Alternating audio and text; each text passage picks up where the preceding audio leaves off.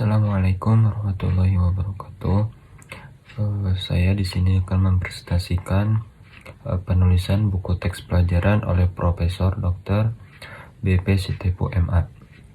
Nama saya Anton Putra Hergawan dan NPM 22.100.166. Oke, di slide pertama ini ada teori belajar. Teori belajar itu ada 3. Yaitu pertama teori belajar itu sendiri, kedua penerapan teori belajar dalam penulisan buku teks pelajaran, yang ketiga struktur penyajian naskah.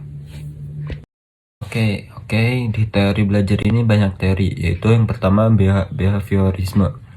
Belajar merupakan perubahan perilaku yang menetapkan sebagai hasil dari pengalaman. Yang kedua, kognitisme. Teori ini menganggap bahwa proses belajar akan terjadi apabila disesuaikan dengan tingkat perkembangan fisik dan mental yang belajar. Yang ketiga, konstruktivisme. Belajar adalah bersifat aktif dan pengetahuan diperoleh dan membangun informasi yang diperoleh penerapan teori belajar dan penulisan buku teks pelajaran. Dan yang keempat, teori yang lain menentukan urutan kompetensi dasar untuk mencapai standar kompetensi. Perlu disusun urutan kompetensi dasar sesuai dengan hubungan satu sama lain. Dan yang terakhir, menentukan urutan pokok, jumlah, dan isi materi pokok ditetapkan berdasarkan kompetensi dasar yang hendak dicapai dan mengembangkannya menjadi bahan pelajaran. Materi pokok itu perlu disusun dan diurutkan berdasarkan hubungan antara satu materi pokok dengan materi pokok lainnya. Dan selanjutnya, struktur penyajian naskah. Yang pertama, pengantar ditulis sesudah judul bab dan berisi pengetahuan awal yang sudah dimiliki. Sistem tujuan mempelajari isi bab dan materi pokok yang akan dipelajari. Yang kedua, yaitu isi pokok bahasan terdiri atas beberapa sub pokok bahasan atau subbab yang susunannya telah didasarkan pada pola hubungan materi pokok yang benar. Yang ketiga, penilaian dalam buku teks pelajaran bertujuan untuk memperkaya kompetensi di samping sebagai bahan refleksi bagi siswa sejauh mana mereka telah memahami bahan pelajaran yang telah diberikan.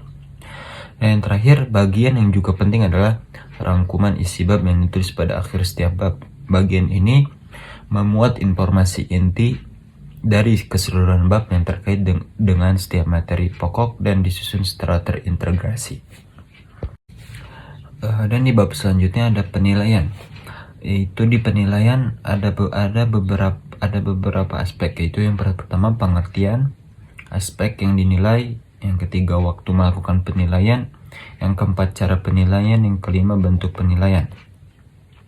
Yang pertama, penilaian. Dalam proses pembelajaran terdapat 3 istilah berkaitan dengan hasil belajar yang berlaku dibedakan secara jelas untuk menghindari kesimpang siuran, yaitu pengukuran, penilaian, dan evaluasi.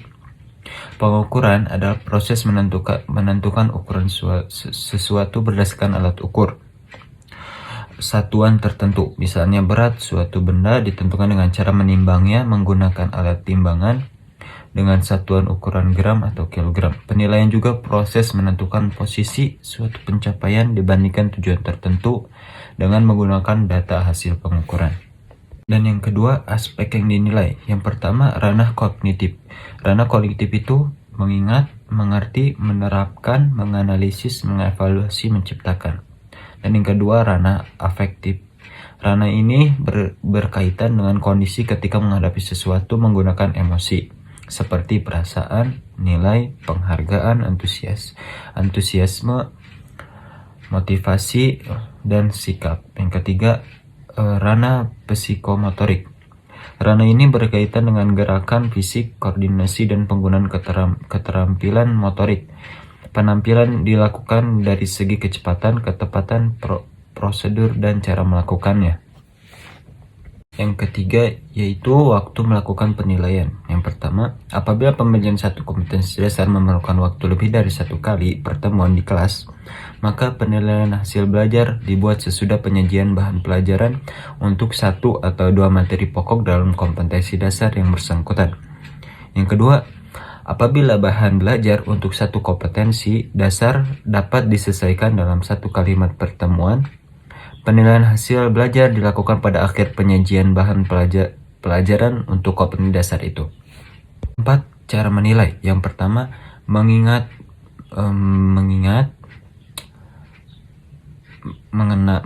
muridnya, memanggil kembali. Yang kedua, mengerti, menginterpretasikan, memberikan contoh, menggolongkan, meringkas, menyimpul, membandingkan, dan menjelaskan.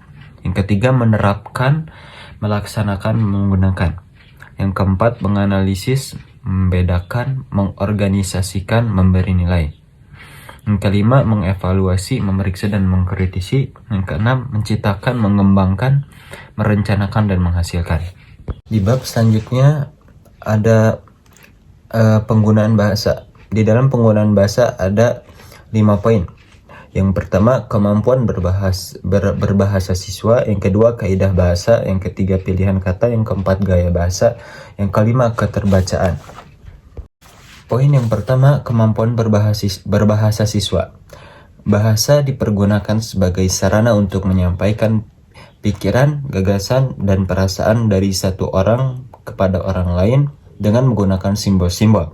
Dalam bahasa ragam tulisan, pikiran, gagasan, dan perasaan itu dinyatakan dalam bentuk huruf atau angka, kata, frase, dan kalimat. Dilihat dari makna, kata merupakan unit terkecil dalam bahasa.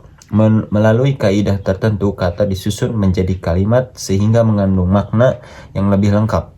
Jadi, untuk memahami suatu bahasa, perlu mengetahui makna kata dan tata cara menyusunnya sehingga menjadi kalimat yang mengandung arti yang lengkap. Poin kedua ini kaidah bahasa.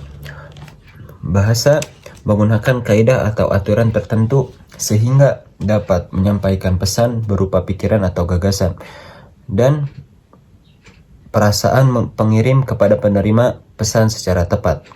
Kaidah-kaidah yang disebut juga dengan tata bahasa dalam bahasa ragam tulisan adalah tata kalimat, susunan kalimat, dan ejaan.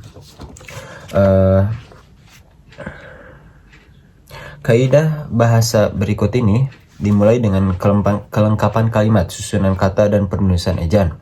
Yang pertama, kelengkapan kalimat, susunan kata, penulisan ejaan, penulisan kata majemuk, penulisan kata depan, dan kata berulang. Poin ketiga yaitu pilihan kata. Kata merupakan unsur terkecil dalam kalimat, tetapi mengandung makna yang memengaruhi pemahaman keseluruhan kalimat.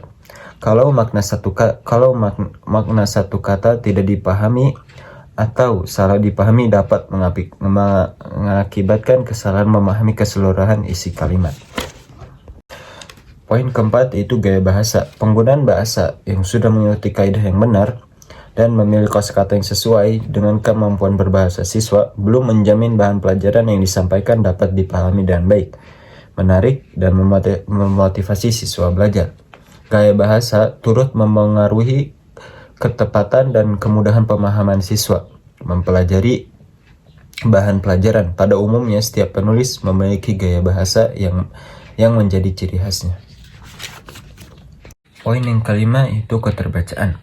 Keterbacaan yang dimaksud dalam penulisan buku teks adalah sejauh mana siswa dapat memahami bahan pelajaran yang disampaikan dengan bahasa ragam tulis.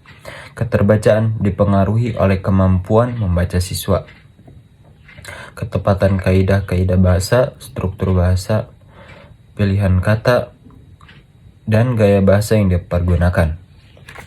Mungkin sekian dari saya. Assalamualaikum warahmatullahi wabarakatuh.